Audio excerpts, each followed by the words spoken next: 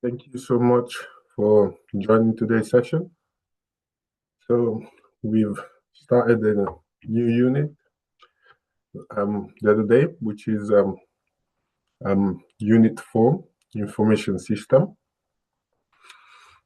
So what have we covered so far in our unit? We have looked into understanding different types of information system that are used in organization. So let's look into what is the aim of this unit. With this unit, we basically looking into working in the IT industry, the IT sector, where IT practitioners must be able to look into the bigger picture when it comes to working for corporation. So we're now looking into drawing in on all the knowledge and previous experience to find the best and most viable solution to problems. So this is a particularly very particularly important when working with non-technical managers, such as product owners and stakeholders, who might not understand the technologies that they need to be able to perform the role. So here's why they come into place. Here's why the role of IT practitioner is very important, because they now must be able to share the knowledge and understanding in an appropriate way to promote the use of data and information system to support modern businesses and enterprises. So in today's session, we're going to understand the principal use, advantages and disadvantages of information system. So this unit does not have a merit distinction criteria. So we just have 3 major learning outcomes, which we'll now be covering.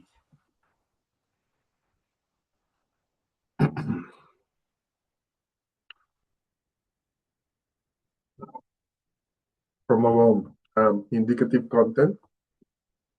So as someone which is studying business and IT, we've now come to realize that our information system are pretty much at the heart of every modern organization. So they don't just store data and process transaction. This is mainly focusing on helping businesses to compete, grow, and operate more efficiently. However, they also come with a lot of risk of downsides. So in this section, we'll now explain the main uses, highlight the key advantages, and point out the potential disadvantages. So when it comes to principal use of information system, there are various benefits that we can have from this. Now going to look into supporting daily operations, where with the use of these technologies, we can now perform day-to-day activities. Depending on the department where we work in, we now have our day-to-day tasks, which could be like stock control, invoicing, payroll, or maybe order processing. So we need to be able to ensure that we have consistency and speed. Facilitating decision making. So with the appropriate use of information system, this will now help our company to use softwares that allow them to improve the system. So this system like MIS and DSS will now provide reports, forecast, analytics that can help manage and make better decision choice. Also, we're now going to enhancing our communication. So with the use of system like Microsoft 365, instant messaging, CRM, we can now share cloud platforms that can help our teams to stay connected and collaborate in a very efficient way. Also, to improve our customer service, we use CRM systems which track customer interaction and performance and preferences. This also helps staff provide personalized service. Also, storing and managing information with databases store. So we know our databases are mainly used to store essential data in a secure manner and make it easy to retrieve, update, and manage. The advantages of information system, we're now going to have an increased efficiency. So with the use of automations, we can now reduce our manual work, speed up process, and lower our costs. So we also have better accuracy and consistency. So system will now reduce human error. Also is going to reduce our human intervention, and this will now result in a lot of more productivity. So if data is input correctly, this will now stay consistent across departments. Also, the benefit of this, the advantages of our information system is a faster access to information. So employees can find what they need quickly, whether it's a customer file, sales data, or inventory status. We can also improve customer experience. We can have personalized emails, faster report, and convenient service, which will now improve our customer satisfaction. Enhanced decision making. So with access to real-time data, managers can now make smarter decisions based on evidence. Competitive advantage. So business that use technology in an appropriate manner can react faster to the market changes, offer better service, and scale the business more easily. Disadvantages that comes with our information system is again high setup and maintenance cost. We're purchasing the softwares, which comes with a plan. So every SaaS, software as a service, comes with a purchasing plan. Also has there's a cost involved with hardware, such as the whole infrastructure, and also training staff, which can be expensive, especially for small businesses. Cybersecurity risks. Well, we now know that storing sensitive data can make a business a target for hackers. So a breach could lead to financial loss or reputational damage. We also have to look into system failures and downtime. So if the system crashes or internet access fails, operation might stop, leading to delays and loss of revenue. Then we need to look into data entry errors. So if incorrect data is entered, the system can produce inaccurate outputs, leading to poor decision. Over reliance on technology. So staff might now become too dependent on system, losing problem-solving skills or struggling when systems are unavailable. Privacy and legally concerned. So business must follow data protection law, such as GDPR in the UK, or they could potentially face legal penalties. So our final thoughts on this is the benefit of information systems clearly outweigh them drawbacks, but only when they are planned, managed, and used correctly. So business that invest in secure, reliable system can now gain efficiency, accuracy, and insight, all of which are crucial for today's competitive environment. So with our first learning outcome, we're now going to explain the principal use of information system. So from what we've covered so far, we've now learned information is one of the most valuable assets in any organization. So when collected, organized, and used correctly, this helps a business to run smoothly. It helps us make better decisions and stay competitive. So now we're going to explain some key components that we use in a business context.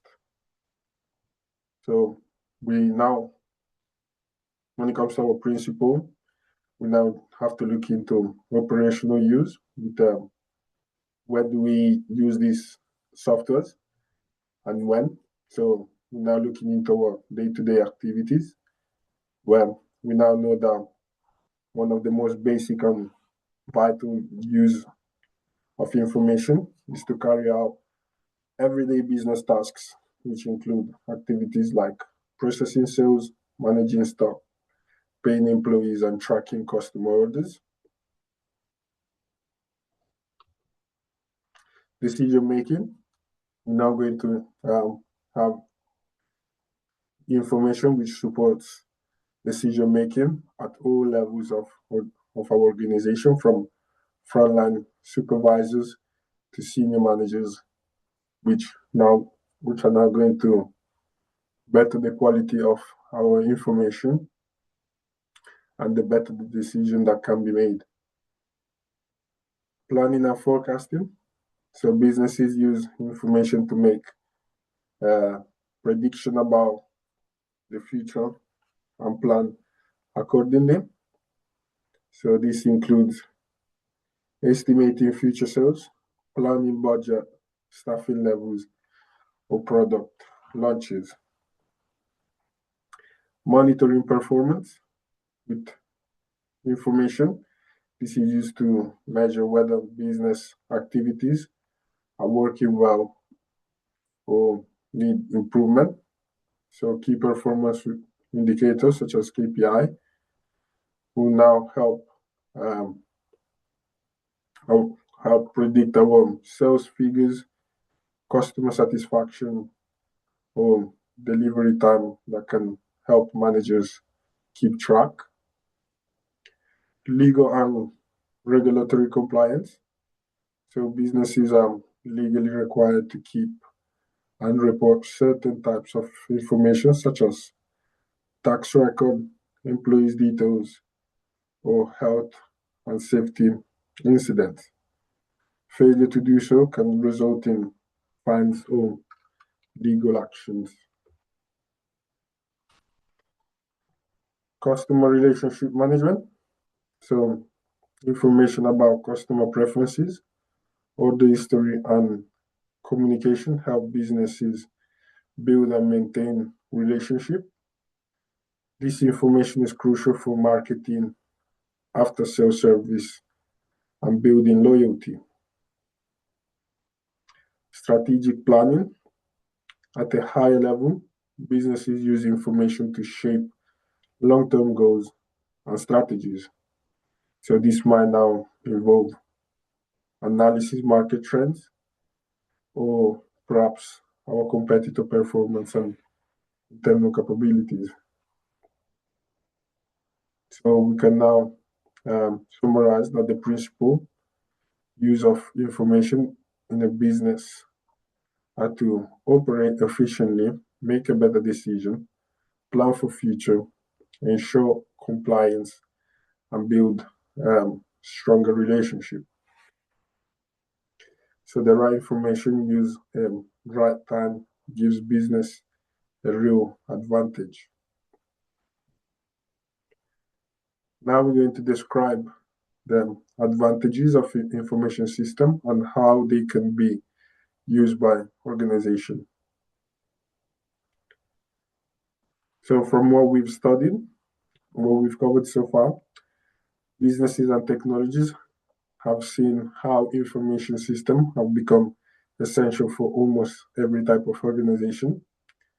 So whether it's a large retail chain or a small local service provider, by having the right system in place, this can now transform how they operate. So let's describe these advantages by looking into how this is going to improve efficiency and productivity.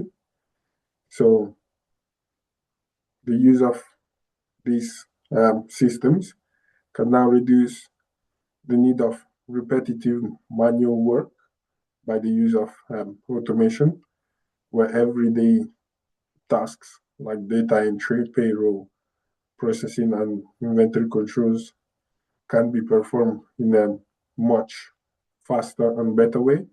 So this could be a good example with CRM, where with the use of automation, we can now speed up the process of our workflow pipeline, and we can now have better engagement with our customers. Also, we have better decision making, where with access to accurate real-time data, managers can make smarter and faster decisions. So information system like management information system and decision support system can help to analyze performance and spot trends. Enhance customer service. So customer relationship management, such as CRM, helps businesses track interaction with customers, manage feedback, and personalize communication. When it comes to cost saving over time, so while setting up an information system, this can be expensive over time, and it can reduce cost through automation, improved accuracy, and less reliance on manual work. This also can improve communication and collaboration, where systems like cloud storage, email, and project management softwares can make it easier for teams to share information and work together, especially when working remotely. Data security and backup. Modern information systems often come with built-in security features like password protection, encryption, and regular backups to protect sensitive data. Scalability and flexibility. Information system can grow with the business. Cloud-based system in particular. This can be scaled up as the number of users or data increase with minimal disruption. So in summary, we now know the main advantages of our information system is to include increased efficiency, faster decision making, better customer service, lower the cost, and improved communication, stronger data security, and long-term scalability. So organizations which are now investing in the right system can use them in a more efficient manner, and this can help them to gain a real competitive edge. So we now believe that in today's digital world, businesses that fail to adopt efficient information system can now risk on falling back or not being or just in performance, but in all the ability to meet customer expectation and respond to changes. We've now come to our final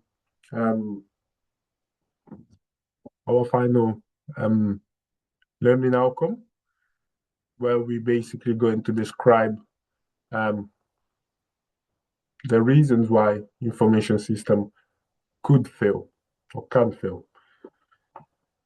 So through our experience and practical observation, we've now learned that while information system can provide huge benefit, they don't always succeed.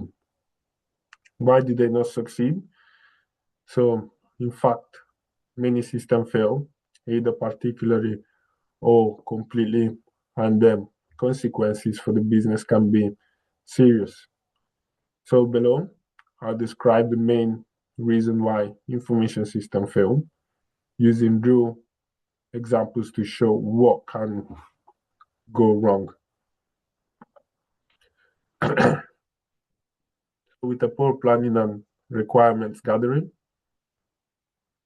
so we now know one of the most common reasons for failure is that the system is developed or chosen without fully understanding what the business actually needs. So if these requirements are clear and realistic, the system won't match how people work. So example for this, a company might install a CRM system expecting it to increase sales, but if they don't involve the sales team during the planning, they might not end up with a system that is too complex or doesn't meet the workflow.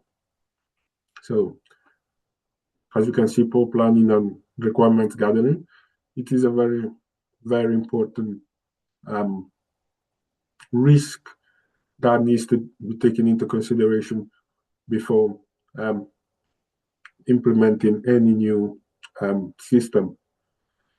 Also, we have lack of users trained and support.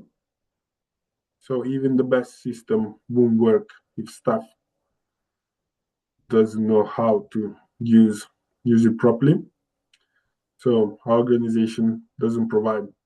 If the organization fail to provide in the proper training, users will now make mistakes, receipts using the system, or fall back to old manual methods. So the lack of training could result into very failure when it comes to implementing system. So it is always recommended to train the staff appropriately to the point that they're able to perform the job with the given systems. Software and hardware issues, so technical problems such as buggy softwares, outdated hardwares, or poor internet connectivity can cause the system to crash or operate slowly, leading to frustrating or even loss of productivity. So example for this, a small business which upgrades to a cloud-based POS system, but doesn't upgrade the internet connection, the system becomes unusable during busy hours, resulting in long queue or loss of sales. Then we have to look into the lack of ongoing maintenance and updates. So information system need to be maintained regularly to stay secure, efficient, and competitive with other tools. So without updates, the system can become outdated or vulnerable to cyber attacks. Resilience to changes. So when people often resist new system because they're comfortable with old things, which have always been done. If management doesn't address this resistance and explain the benefit clearly, users might avoid or sabotage the new system. So example for this, the school introduce a new digital grading system. Some teachers continue to use paper records because they don't trust the new system or feel like it adds to their workload. Poor data quality. If the data going into system is inaccurate, incomplete, or inconsistent, the system will now produce unreliable results. This is often described as garbage in or garbage out. Also, we have to look into overly complex design. Sometimes systems are designed with too many features or complicated workflows that confuse users and make the system difficult to navigate. So our final thoughts is that from what we've now seen, information systems usually fail not because of the technology itself, but because of poor planning, lack of user involvement, or weak support. So a successful system needs clear goals, proper training, and clean data with ongoing support. So this was everything we needed to cover for our second tutorial. So we've looked into explaining the principal use of information system, describe the advantages of information system and how they can be used by organization. And also we now describe the reason why information system can't fail. So this was everything for today's session. And thank you so much for joining and following along. And I will see you in the next session.